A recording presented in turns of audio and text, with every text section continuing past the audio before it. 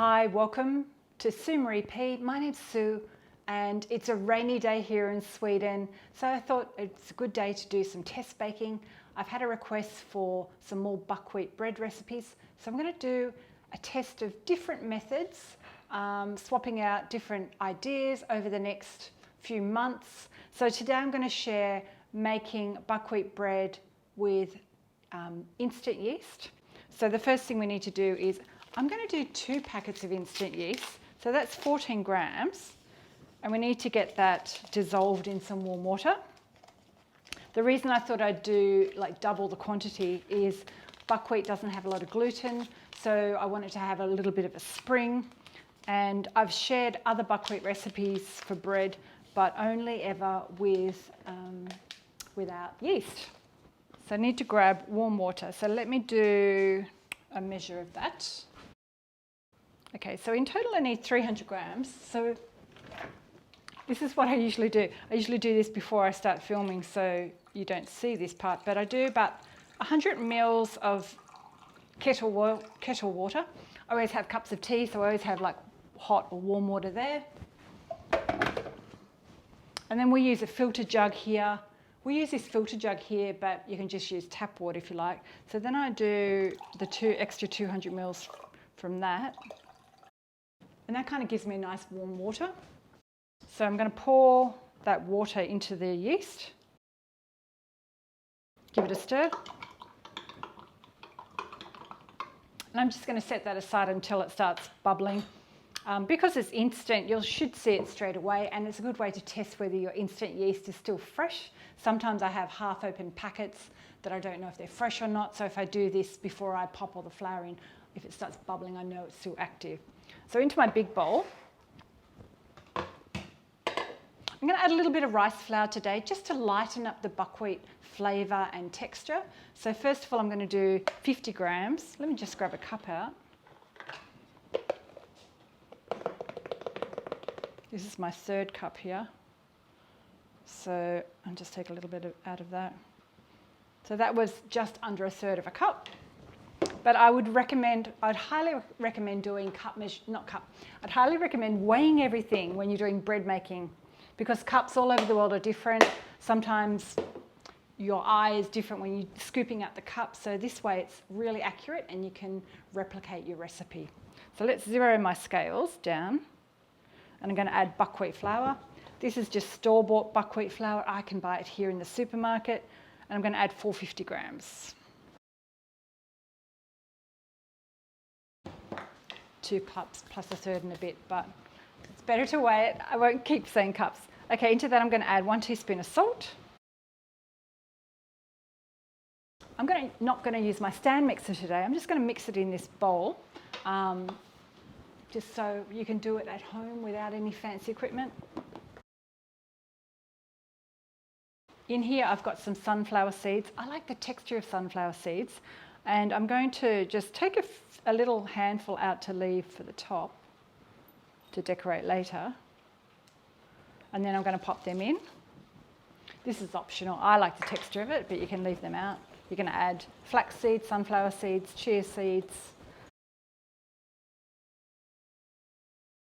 Okay, my yeast has dissolved and I've got this foamy action on top. This brand for some reason hasn't made a really big, thick foam that I've had in other brands, but I'm going to carry on and hopefully it'll be okay.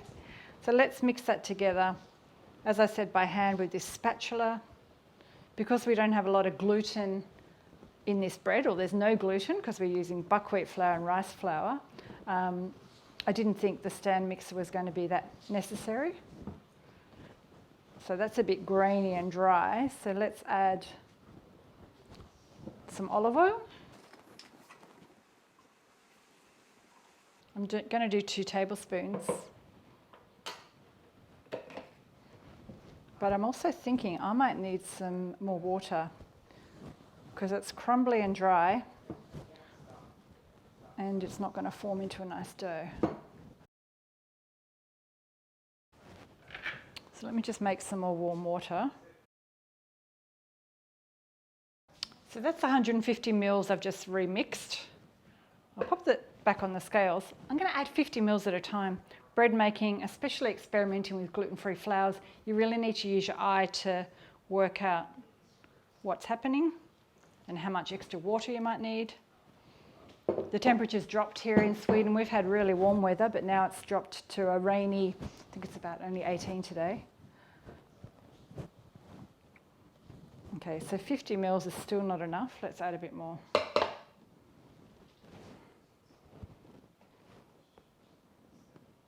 I'm going to add another 50 mils.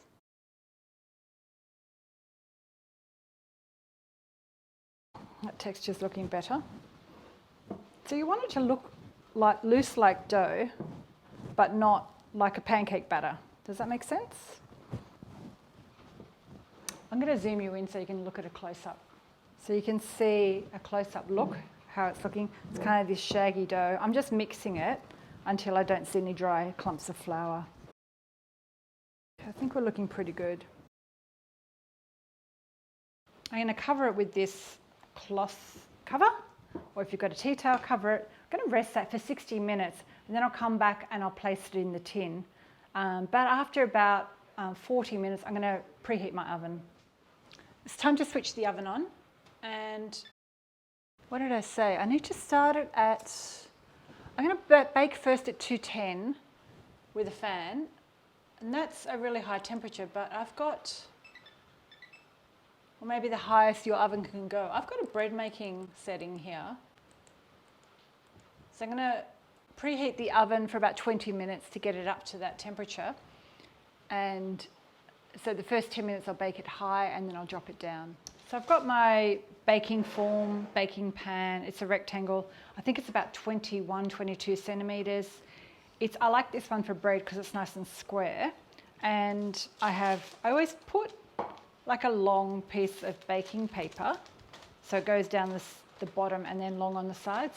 That's just how I like doing it. You just grease it and then flip the bread out. But I always find that the bread comes out better with that. Grab a pastry brush and either oil or butter and just pop it in the base of the tin and just brush it around. If you want to risk it and don't put the paper in, feel free, go ahead. This is just how I always do it and it works for me. So I pop the paper in. The other little tip is I add these little bulldog clips on the side. I just fold my paper over and then clip it down, and it just stops it flapping on top of the bread. And then the long pieces on the side help me lift it out. So that's ready to go. My oven's on. Let me just take a sneak peek at what's happening here, because I think we have about another 20 minutes or so. It's looking pretty good, but I'll leave it for another 20 minutes and then I'll pop it into my tin. So it's time to start baking the bread, and let's have another look. Wow, that looks really springy. So I'm going to transfer all that into the prepared baking tin. Just going to gently pat it down. Might help if I remove the bowl so you can see what I'm doing. I get carried away in creating mode and forget that you're out there watching me. I'm just going to dip that. I've got a little bit ramekin of water I'm going to pop in the base. Just pushing that on top of the dough. Just helps flatten it out.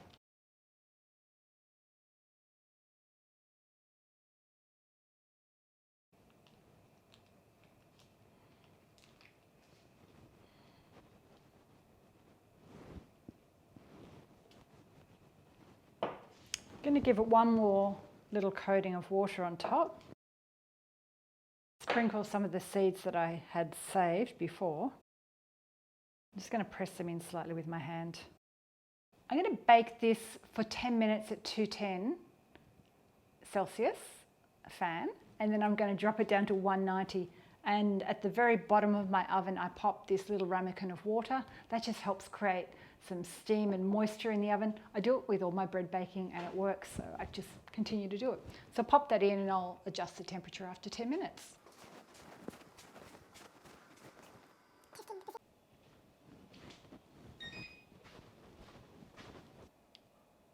The timer just went off. I'm just zooming the camera in so you can have a look at the bread.